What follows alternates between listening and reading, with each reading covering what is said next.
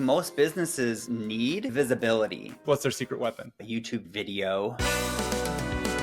You made some videos about using RivalFlow. I didn't realize how great of results it got Right. until we came back and looked at it, and I was like, Right. wow. Yeah, we are family owned and operated. Something you don't normally get in an agency, the boots Yep. on the ground experience. Absolutely. Welcome, everyone. I'm Mike Roberts, founder and CEO of both SpyFu and RivalFlow, and I'm joined today by Brad Ball, the founder and CEO of Liquis Digital. It's a local SEO company here in Peoria, Arizona. Welcome, Brad. Thanks for being here. Thank you for having me. Kind of an interesting thing about Brad's company is that it's a locally family-owned and operated SEO company. What does that mean, Brad? What's the family-owned and operated thing? We started the agency, I think 17 years ago. It was literally the family. My wife, my stepdaughter, and my stepson. Those are the core four of the business. Jackie is our project manager. Andy, who I started the company with, she is the marketer and copywriter. I'm kind of like the CEO doing all of the things, and Chase does all of our web design and all of our website stuff. Literally family owned and operated. So How cool. And have been since we opened the doors. It's something you don't normally get in an agency, but you do get that with a lot of your customers, right? A lot of local businesses are family owned and operated, kind of have that connection. A lot of our customers are family-owned companies. There's a husband and wife, a family component to a lot of the businesses we have worked with. Now, obviously not all of them, but yes, it does tend to bring other family-owned companies to us. It's more, I think, of a value thing. Like, we work together. Like, this business is what feeds our family, like all of our family, right? So, we care. It's not like we're just an employee at a business and we might not be here tomorrow.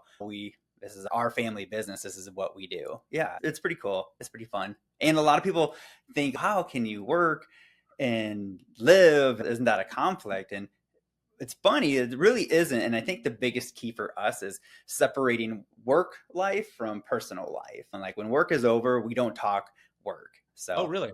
Yeah, we pretty much shut work out when it's outside of working hours for the most part. Obviously, some stuff comes in, but yeah. I feel like in order to do business with like your family or friends, you have to have a really candid conversation sometimes about like your feelings. Like, how is what like we do at work impacting my personal feelings with you? Is this something that you do or?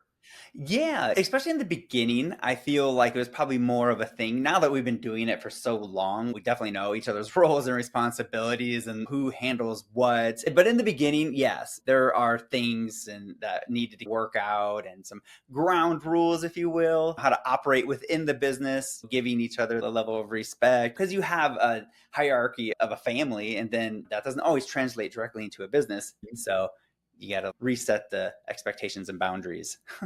Yeah, I actually hired my dad at some point. Yeah. And so like inverting that hierarchy is, it's doable. I made like a written contract. Just here's all of the things that could go wrong and that we don't want to have happen. And it's not for everybody either, right? So some families should not start a business together. I think it's just running a business in itself is just a big enough challenge. And a family is a challenge. So putting them together can be a challenge. So it's not for everybody.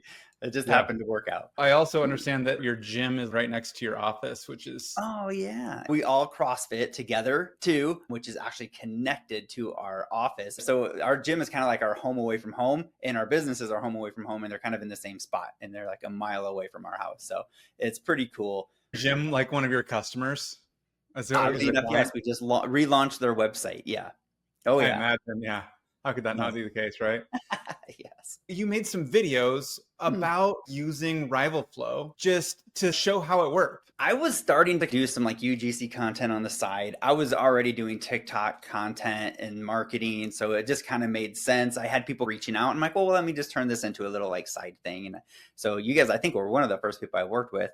So we made some videos, and it's funny because there's always a software company that's reaching out that has the new technology that's going to change the world and your marketing agency and your client's world, and has all of these big promises. All of us agency owners are very familiar with that happening. I was skeptical, right? So I came into it like, okay, well, let's see. I'm going to give this a try and see what happens. So I did it. I thought, well, what a great way to do these videos would be to actually do it and give it a little time for it to get some results. So when we first started working together, I got my account, I put in the information that it told me to do, just as it said, followed all of the instructions and hit publish. And I had some enough results right away to make a good video to say, hey, look, it did this, it got me these results. And Yeah, where did you get those initial results from? Because I don't think we had the Google Search Console integration back no. then. Right. So just tracking it on my own. Okay, Yeah. got So I was tracking, there was like one of our posts, and I was like, oh, this is a good one. I'll try this one. And I was just tracking its performance. And I really didn't do anything else to it other than the RivalFlow. I was just watching it because I wanted to see how the results happen so I can make the video from it for you guys. And lo and behold, it worked. I was like, wow, okay. It moved me up in position. I was like, this is great. This is great. So And here's what the yeah. results look like, right? Yep. Now, since then, you've introduced this whole track results thing. I'm continue to be impressed, right? Look at that. Yeah, So, yeah. It's like the results that we see, the yeah, typical results, but it was just like a one-shot thing, right? Like I you just haven't ran touched this it. one. Like I put that stuff in there. I haven't touched it since. That was a Yeah. year ago. Yeah.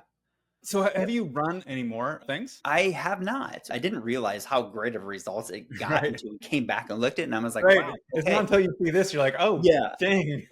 Right. And that was a little bit of recent. So to be honest, now one of my tasks is to finding a resource to go through and start actually picking all the pages and actually start implementing all of the content. Because as you know, you tell RivalFlow, hey, here's my pages, or it tells you, here's your pages, and then it gives you the suggestions, and then you implement the suggestions. And what is really cool is it tells you exactly where to put it inside of the post, right? So Yeah. outside of a button that just like copies and pastes it into your site for you, I mean, it does everything, to be honest.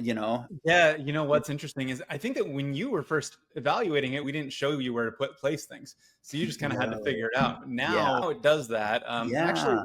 interestingly, it might be in those projects. Like, I wonder if a project that got created back then would actually have those placements. Yeah, shows you right where it goes. Yeah. Yeah. It shows you exactly where to place it. In fact, I think it shows you where on the page to put it. We'll see Mhm. if that actually works here. Yeah, there we go. Put it Yeah. right underneath here. Um, Isn't that crazy? Yeah. Yeah. So the next thing that we're doing, the new thing, is actually I was just QAing a feature where we will merge all of these things together with the existing content and give it to you in a Google Doc. So it basically just has all of the edits perfectly in line so that you can just Oh, that's good. paste the whole thing. So you can see it before you paste it, but you can Yes. just yeah.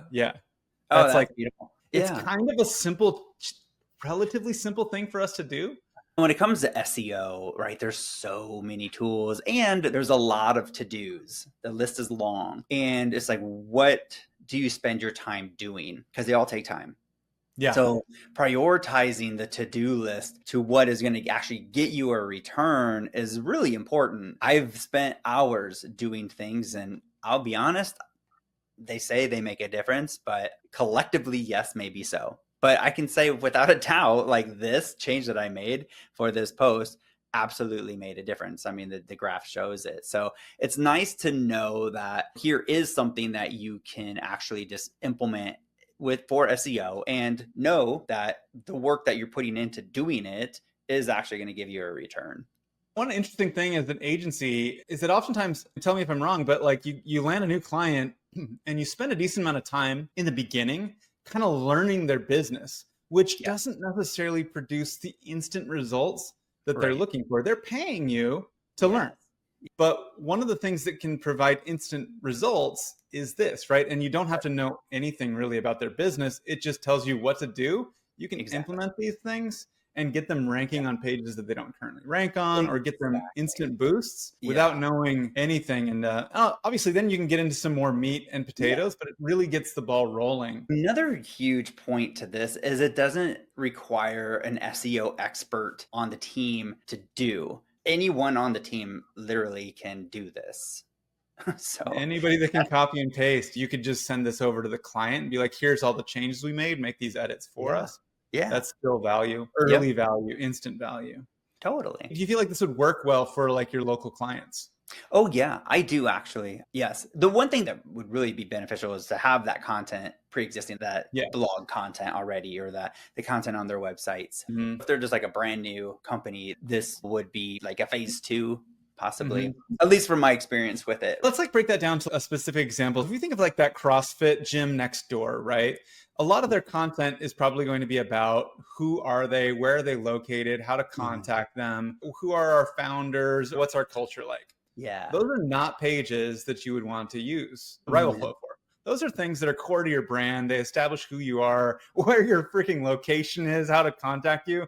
That's Right. not something that you want to essentially SEO. That's more like content you want to think Yeah. about. I mean, you could use AI to help you think, but not RivalFlow. It's Yes. the stuff where we're talking about how to appropriately do a bent over row or like Yes. face pulls or something like this, right? What are you Yeah. actually doing? What are certain workouts or what are some nutrition? This kind of stuff. That's Absolutely. Yeah. Yeah, it's funny. The one of the top visited pages of the CrossFit site that we did, or we just redid, was what 150 pounds looks like. And it was like one of the previous owners created that. And it was like her before and after, where she weighed the same amount, but looked completely different, you know? yes. That drove so much traffic to the website. So it's that type of content that people are searching, that get people to your website. Yeah, definitely. Mhm. Yeah, if you combine like that experiential stuff, so you got like the person talking about their actual experience with 150 pounds, then you add in how many calories are in a pound. You can get deeper and deeper, basing it on that experiential stuff. That's Yeah. how RivalFlow works. That's what I feel like most businesses need, is the visibility, the content out there to get more people to their site. It's usually not the buying pages. It's usually that the top of funnel stuff to get people into their world and seeing them. And if they're running any ads, then being able to drive that traffic to their website and then retarget them with an ad, right? So Yeah. it's like serves so many different purposes when it comes to marketing, is to get someone to a site and to get that first set of exposure to them. A really important thing to talk to small businesses, local businesses in particular. Like Mhm. everybody's a little bit worried about sort of top of funnel stuff getting taken away by AI overviews and by AI in general, right? But the Sure. thing that that AI doesn't have that you have is the actual experience. Like you have Mhm. stories to tell about, you're a pool company, you're talking about actual problems with the pool at a particular place in Phoenix or in Peoria or whatever that actually happened, and you explain Right. those things in your words, quoting yourself. Then you build that first piece of content, and then you let the AI actually fill in the gaps. That's like Absolutely. the secret weapon that local companies have, the boots on Yep. the ground experience. Absolutely. 100%. Those things won't get, and that's why I think like things like Reddit Mhm. increasing the stuff, because you're really getting that experience from real people. Right. And that, Yeah. yeah. So customer interviews are also real useful. How else do you think local businesses can benefit, or You can, know, if what's their secret weapon? if they can leverage video, YouTube videos, even like social video, but I like even the long form content video. One way we have leveraged it is creating videos, like creating some long form videos and then putting those into a blog, where Hmm. we're now taking the content of that video and expanding on it in words with the video embedded. Let RivalFlow come in and fill in those gaps to get you ranking higher. Google loves it when you have a video embedded and now you're driving Yeah. traffic from two sources. And it doesn't take a lot, right? Like it's funny because I remember when I first started doing video, I have like really professional background and I had a stage and a teleprompter and crap like Hmm. that. This is like 20 years, 15, 20 years ago. And now, because I think it has to do with the pandemic and everyone being really used to being on camera with Yeah. Zoom and all that, Right. all anybody wants is actually just a real person holding their Yeah. camera or their phone up, Yeah. and Oh, yeah. Yep. that's all you need to do, and you can whip that together like in 3 to 30 minutes, and it adds a lot of flavor to your content. Oh, yes. Yeah. It really builds a lot more personality into your brand. People get to see, hear you, see behind the scenes. There's so many things that you can do with video, and it's a great starting point then, especially now with AI, to take that content and turn it into a blog and turn it into something that's more searchable on Google Yeah, So I absolutely. think you're way more of an expert on video than I am, and so I'm wondering what your experience has been with subtitles like on like Yeah. YouTube and LinkedIn subtitles and so on. Yeah, I mean, what an evolution. I feel like there's subtitles serve, I feel like, two purposes, maybe three purposes actually. One is just the utility of the subtitle for the user to actually read without listening to their phones. Most of the time, we'll watch a video without the sound and just read it, right? And I Mhm. think it's almost an expectation to have subtitles. The other part of a subtitle is the look of the subtitle can almost brand your video of quality. If you have like just a basic subtitle that's just the white letters and nothing else, you just went with the default option there, and then you have more of the edited ones where it's got icons coming in and there's other things, and it almost looks like, okay, that's a higher quality edited video, gives a different like feel. So you have Yeah. this like branding with subtitles. What do you use? What's your tool set? I use, and I don't even know if I say it, but Descript for subtitles. I know there's so many. I think CapCut was a big one for a while. I don't even know. I think you just find what works for you and just go with it. And then I think the Mhm. third piece of it is the video SEO of it. I don't even know how important it is anymore as these systems get more evolved, but for SEO purposes, letting the system know, okay, this is what my video is about, having the words on the screen.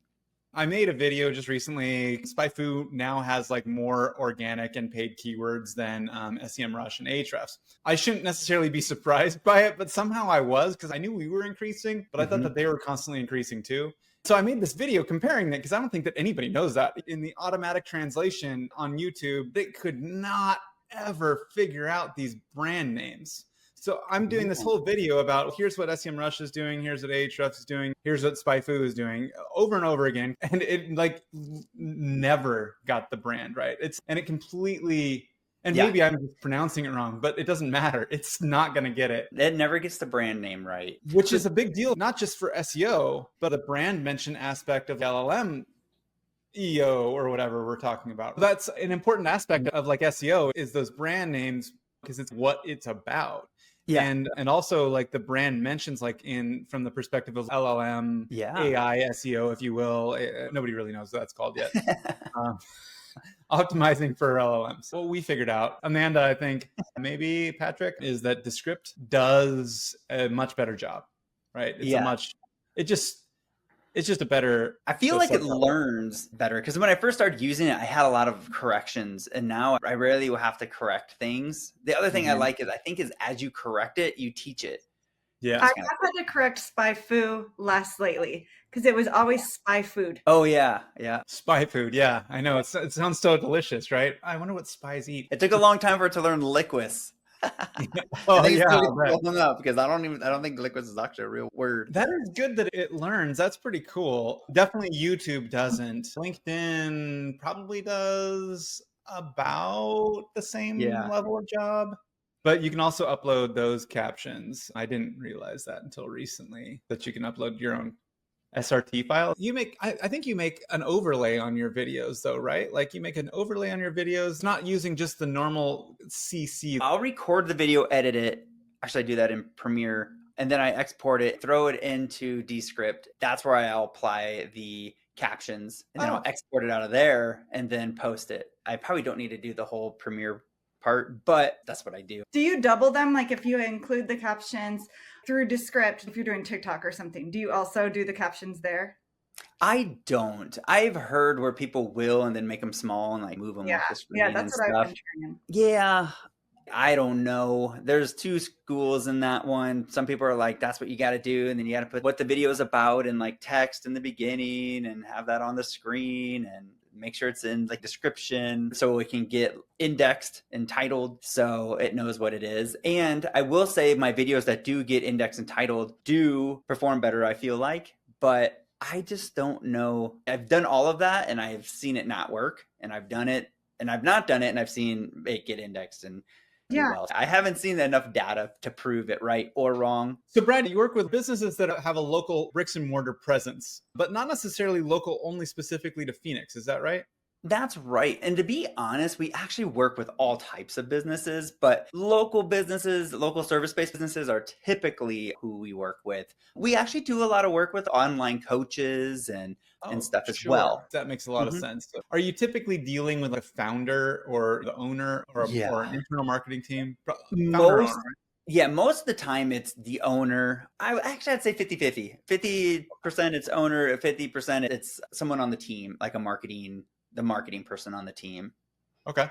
Mhm. And you guys specialize in website design, Facebook and Google ads, and marketing automation? Yeah, those are our primary things that we do. We'll branding when it comes into play. We've never really been a full SEO. It depends on the client's needs. I think a lot of businesses come to us wanting results and wanting results fast. And that's where we'll tend to spice up their website to build the credibility and to create more like online conversions and optimize it for that.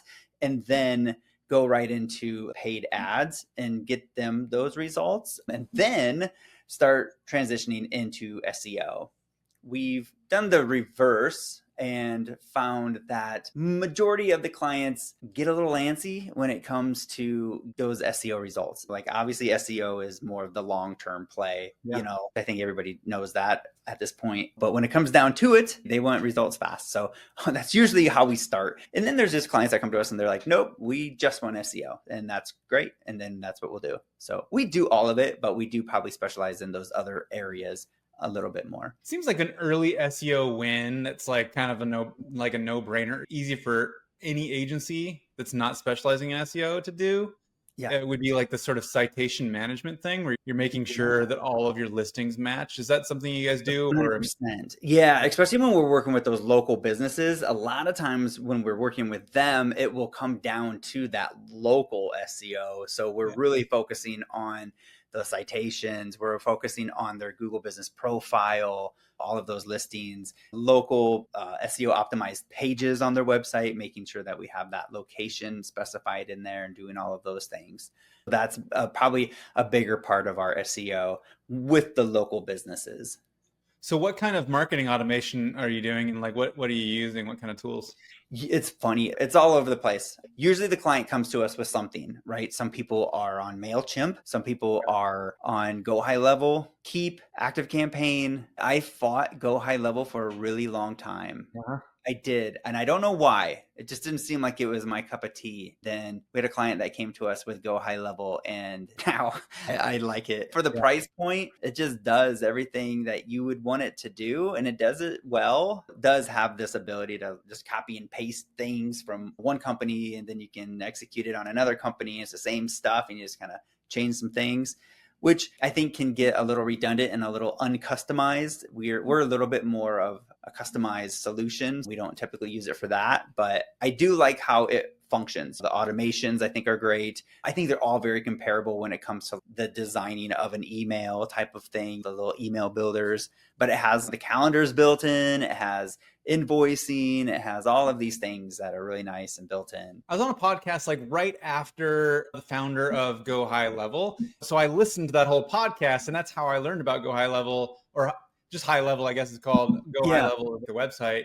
And I thought it was pretty cool how they actually follow a completely different sort of SaaS, software as a service playbook, right? They're just like, look, we're going to make it this price and we're not going to nickel and dime people. It just is what it is. Pay $250 a month, all you can eat. And I'm like, cool, that's cool. And they brought on private equity, and the private equity people are like, hey, you should definitely not do it this way. And they're like, no, we're going to do it this way.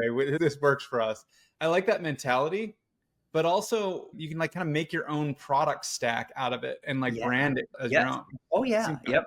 Yeah. Yeah. Very cool. Yeah. It's a cool piece of software. And for the price point is what really, some of these other ones are just astronomical. I mean, yeah, they're advanced systems, but man. Yeah, I identify with that thing. You know, like we try to keep the price of SpyFu and even Yeah. RivalFlow low and affordable for customers. Like everybody spends so much on the tool stack. I think we just get twice as many customers if we cut our price in half, almost. And Right. I just rather put that value in people's pockets. Right. And then you can buy more tools and be more productive. Like Yeah. it'll all Yeah. work out. I'll make more tools. It'll be good. I'd just rather create more value And I like how they're doing that. Absolutely. And when a business comes to us and they're seeking our recommendation, there's the expensive tools and then there is the affordable tools. And it's nice to send somebody to a place that's good and affordable versus this is going to really break the bank for you, but it's the tool that you need. I like your website, by the way. I know that you hadn't redesigned it in a while. Like on the pre-call, you're like, oh man, I don't know about my website. And I'm like, it looks nice. Not It feels bad. good. Yeah. It needs a little love still, but we're a busy agency. Busy agency owners aren't necessarily maintaining their own website. You should look at their portfolio. For the small business guys that are thinking about doing Facebook or Google ads, like what's that landscape look like nowadays? Yeah, I think it's intimidating for a lot of businesses to start in that area. You can easily spend a lot of money without any ROI if it's not done right. Mm-hmm. My recommendation is to start small. Get your feet wet and get a little understanding of what it is and how it works before you start big. Understand that you're probably going to lose a little bit of money to learn some things to get started. And I know that's probably not like the great advice everybody thought they were going to hear, but I think that's the biggest like obstacle. When you're thinking about Facebook ads or Google ads, most of the time people have this idea that one will work for them and one will not. And the fact is both will work for you. The biggest thing people don't understand is when it comes to Google ads, people that are running Google ads should have something that people are searching for, right? So their customers actively searching for their service or something that they offer. If you have a brand new item that's coming to market, no one knows about it doesn't really exist, it's some new technology or a new thing, people aren't going to go to Google and search for that. Maybe they'll search an article about it and find you and then come to that. So what you want to do is then use Facebook, where it's more interruptive marketing, where you're just getting in front of people that aren't looking for you, but you're showing your solution to them. There's two different styles. There's the Facebook and getting in front of people that aren't looking for you, and then Google getting in front of people who are looking for you. That's really, I think, a big difference in understanding what your ad is like and who you're advertising to. That's a great point. You want to try to lose as little money as you can in the beginning. Yes. Sometimes they'll make recommendations for pretty big audiences. Choose the smallest possible targeted audience. Yeah. One of the things we actually recommend, that you say that, is start off with a retargeting ad. You can go into your Facebook and create an audience of people who have interacted with you on Facebook or your Instagram accounts. Get your pixel installed on your website and anyone who's visited your website in the last 180 days and run an ad to all of those people. And it could be a small $5 a day ad. Mm-hmm. And that audience probably isn't that large. So a $5 a day ad gets you in front of them again. That's a great starting point. Have you ever run any ads on LinkedIn? Yes, I have.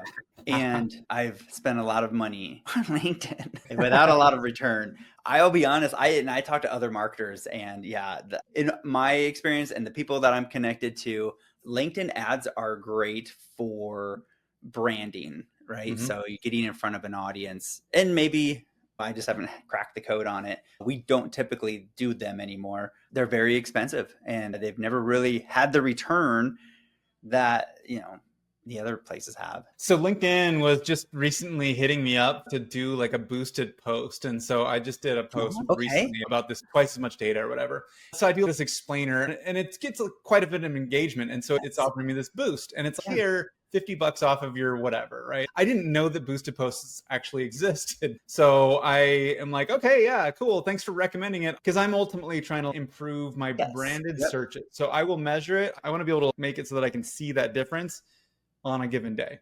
Yeah. So I'm like, yeah, let's do this. And then of course they're like, no, we can't run this because your language is like vulgar or something. I'm like, I don't think my language is vulgar. Like, WTF. God. And then I'm like, oh. Yeah.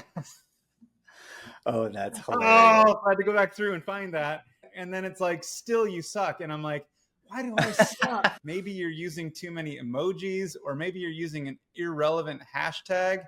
Oh, it's like wow. They've got a lot of weird rules, and they want me to boost it. They're actually CTAing me to boost it.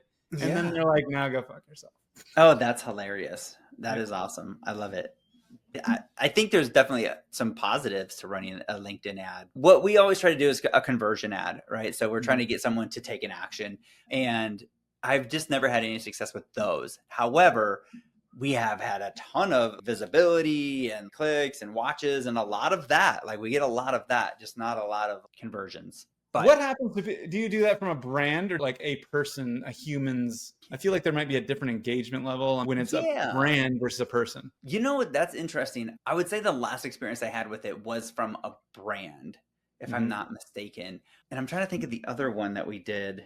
That was more of an individual, but that was a little ways back. So I know LinkedIn has made some changes. Yeah. So that could be a difference maker, right? I think from a personal brand, it might actually be pretty good, especially if you're looking to build awareness or just Yeah. maybe drive some traffic. It's the touch points. So Mhm. it might just feed all of the other things you're doing. I just figured it was worth rolling the dice on. I don't really know what's going to Oh, I happen love with it. it, Yeah. You got to but do it. And I sometimes would love to hear the results on that. well, if they'll approve it, like Yeah. LinkedIn is such a unique yeah. place. So, yeah, I want ads to work there. So, I I don't do know. too. Thanks for coming today, Brad. I think this has been a really fun show. It's local SEO and like how you work. And that's the thing about you. You work with these local businesses, but you're also like a local business yourself, family run, Yeah. like literally work with your neighbors, your office Yeah. neighbors. It's such a fantastic sort of Yeah. integrated like life work balance. I love it. And I think a lot of people out there would love to work with you. And I think they should. That's what I'm saying. Yeah. So do I. Thanks for being here and I look forward to doing it again. Yes. Thank you. Thanks for having me.